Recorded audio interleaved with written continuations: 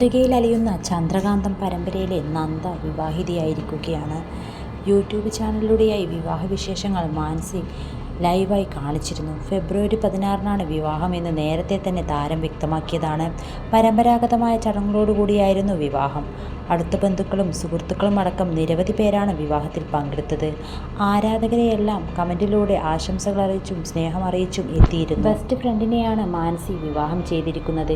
എഞ്ചിനീയറായ Raghav. Social മീഡിയയോ ക്യാമറയോ ഒന്നും അത്ര പരിചിതമല്ല അദ്ദേഹത്തിന്. എന്നാലും എല്ലാ കാര്യങ്ങളും സപ്പോർട്ടീവാണ്.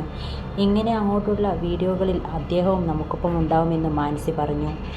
ഇടയ്ക്ക് രാഘവിനൊപ്പമുള്ള Q&A വീഡിയോയുമായി താരമെത്തിയിരുന്നു. വിവാഹം തീരുമാനിച്ച മുതൽ സേവ് ദ ഡേറ്റ് വീഡിയോയും പങ്കുവച്ചിരുന്നു മാനസി.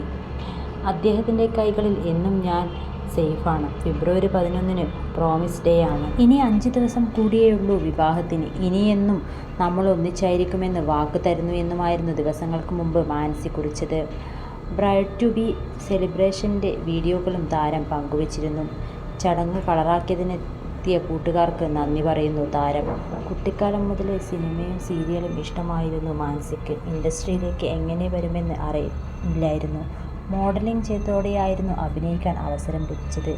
അഭിനയം അറിയില്ല, എന്താണ് ചെയ്യുന്നതെന്നു വിമർശനങ്ങളായിരുന്നു ആദ്യമൊക്കെ.